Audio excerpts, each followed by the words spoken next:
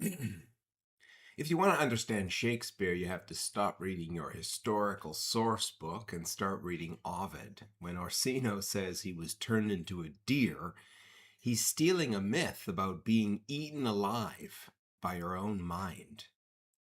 And then immediately we have a little bit of a joke. Curio's like, "Will you go hunt, my lord? What curio? The hart," meaning the deer. "Why, so do I, the noblest that I have." He misreads it as the heart, of course. And it's not like the Shakespeare Elizabethan audience could have heard. No, he pronounced it heart. They were both the same. They're pronounced the same. "Oh, when mine eyes did see Olivia first, methought she was purged the air of pestilence." So another theme too, motif running through this play, and it's Elizabethan times, so they've lived through plagues and seen how awful they are, and they still didn't really figure out that you really just have to take more baths with soap.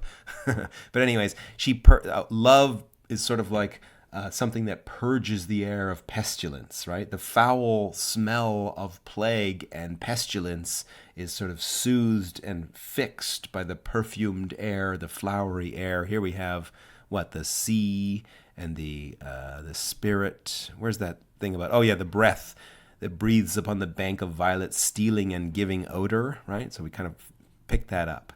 And then that instant, I was turned into a hart. So it does seem as though he actually understood that he was misreading Curio's heart for Heart, because then he says, "I was turned into a deer, and my desires that fell, like fell and cruel," meaning evil and cruel hounds, "ere since pursue me." One of Shakespeare's favorite texts of all was, of course, Ovid's Metamorphoses, especially Golding's translation.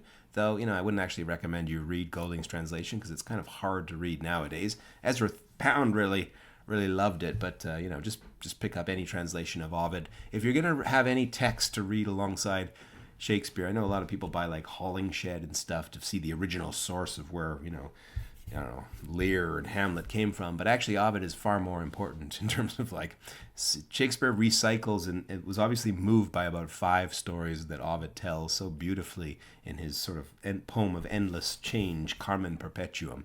And the story of Actaeon catching sight of the beautiful Diana, the goddess of the hunt, but also childbirth and chastity. And she turns him into a stag, basically a deer, and then her hounds rip him apart. So Orsino is basically comparing himself to Actaeon. Now, funnily enough, that suggests that Olivia is like Diana, that should not be gazed by mortal eyes, especially not gazed bathing with her maidens, right? A woman who must remain a virgin. But I don't think Orsino thinks of that resonance. He's just more thinking of how sort of the woe is me, I've been turned into a hart, and my desires ere since pursue me, right? So he's turned Diana's stags, which is really dogs that.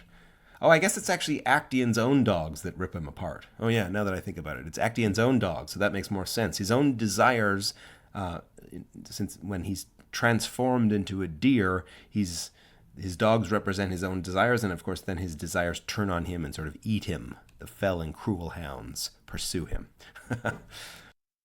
If you want to track how this classical imagery of transformation unfolds as the comedy gets more convoluted, you can find the rest of our Twelfth Night lectures in the playlist on my main channel page. For those who want to look at the reading syllabi or join the upcoming independent series on Shakespeare, the Bible as Literature, the link to the Literature Lab is down in the description below. Thanks, everyone. Until next time.